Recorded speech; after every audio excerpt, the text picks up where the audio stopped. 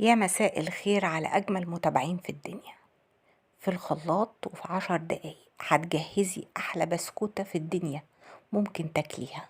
هنعمل مع بعض النهاردة بسكوت سهل جدا وسريع، مكوناته بسيطة، طريقة تحضيره سهلة، في الخلاط هيكون جاهز معاكي. هنعمله مع بعض بنكهتين، بنكهة الفانيليا ونكهة الكاكاو. من سهولة البسكوت ده هتعمليه على طول. البسكوتة خفيفة وهشة ومقرمشة بمكونات سهلة جدا، مش هتتخيلي ان الجمال ده هيطلع معاكي. تعالوا كده نشوف الجمال ده اتعمل ازاي ونقول بسم الله. اول حاجة هنا معايا كوباية خليط من الزبدة على الزيت، ممكن يبقى سمنة على زيت، يعني زي ما انتي حابة. لو حابة تعملي المقدار كله بالزيت هيبقى جميل جدا. نزلت عليه بكوباية الا ربع من السكر البودرة، وخلطت كويس المكونات في الخلاط زي ما انتوا شايفين لحد ما اللون يبقى كريمي فاتح كده. طبعا بنزل من الجوانب الخلاط كده الخليط علشان هبدأ اضيف باقي المكونات. بس اول حاجة لازم تتخلط كويس المادة الدهنية والسكر. بعد كده هنزل باتنين بيضة بدرجة حرارة المطبخ، عليهم الفانيليا، وهبدأ اضربهم كويس جدا. وبعد كده هنزل بيهم في بولة زي ما احنا شايفين كده. انا خلصت السوائل وجاهزة ان انا اضيف المواد الجافة. طبعا جنبي 3 كوبايات ونص من الدقيق، هبدأ اضيفهم تدريجي. نزلت باول كوباية عليها نص معلقة صغيرة من البيكنج باودر ورشة من الملح.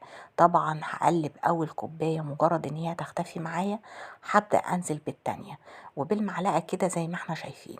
وزي ما احنا متعودين مع بعض ان البسكوت ما بيتعجنش، وكمان ما بيتحطلهوش بيكنج باودر كتير، يعني يا دوب نص معلقة صغيرة. نزلت بالكوباية التانية وبدأت اخلطها. وليه احنا بننزل بالدقيق تدريجي؟ علشان ابقى انا اللي متحكمة في الخليط. الكوباية التالتة ما نزلتش بيها كلها بقى، بدأت انزل بنصها الاول علشان اشوف الخليط معايا هيحتاجها ولا لا. فعلا احتاج الكوباية التالتة كلها. بعد كده بقى هخلي بالي قوي وانا بضيف الدقيق بعد كده، بعد تالت كوباية. زي ما احنا شايفين الخليط بدأ يتقل معايا بس لسه فيه تلزيقة.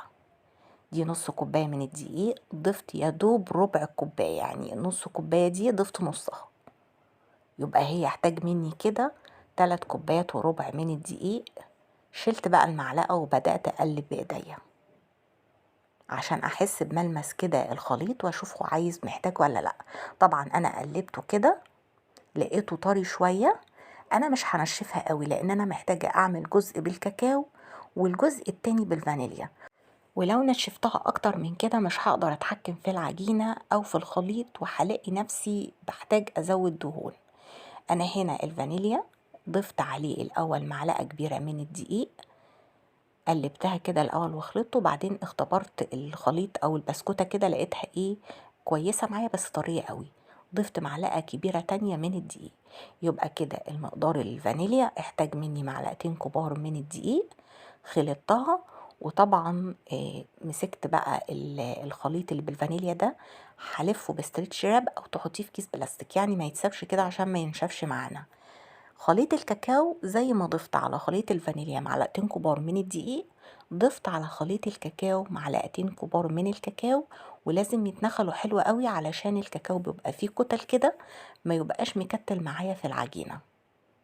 بخلط كويس لحد ما الاقي الكاكاو اختلط تماما بالفانيليا وبقت كلها عبارة عن لون واحد. وباخدها برضو بختبرها، بلاقيها ان هي كويسة وزي الفل. خلاص بلفها رخرة زي الفانيليا، وهاخد واحد واحد ابدا اشتغل فيه علشان التاني ما ينشفش معايا. وتعودي دايما لما تعملي 2 خليط بالفانيليا والكاكاو ابدأي بالفانيليا الاول علشان ما يبهدليش اللون، ما يبهدلش معايا الحاجة. لازم ابدأ بالحاجة الفاتحة.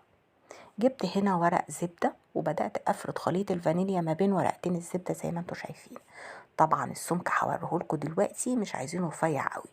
قطعته بالقطاعة، واي قطاعة عندك قطعي بيها، قطعة مدورة، كوباية، اي حاجة عندك متاحة هتقطعي بيها البسكوت، يعني مش هتفرق معانا.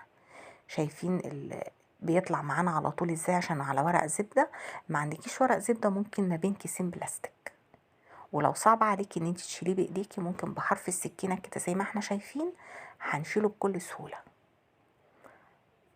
هبدأ بقى ارصه في صينية، والصينية طبعا مش هدهنها اي مادة دهنية زي ما انتوا شايفين. انا هوريكم السمك، شايفين سمكه شكله ايه. هعمل برضو في خليط الكاكاو زي ما عملنا في الفانيليا، وهقطعه نفس السمك بنفس الطريقة. في حاجة بقى لازم نعرفها مع بعض كده، كتير قوي ما بيحبوش يعملوا بسكوت الكاكاو لان بيقولوا ان سواه ما بيبانش معايا، ما بعرفش اذا كان استوى ولا لا. هقولك بقى تتحكمي ازاي في سوى بسكوت الكاكاو وتعرفي ان هو استوى زيه زي الفانيليا. هتاخدي واحدة من بسكوتة الفانيليا هتحطيها في الصينية اللي فيها كاكاو.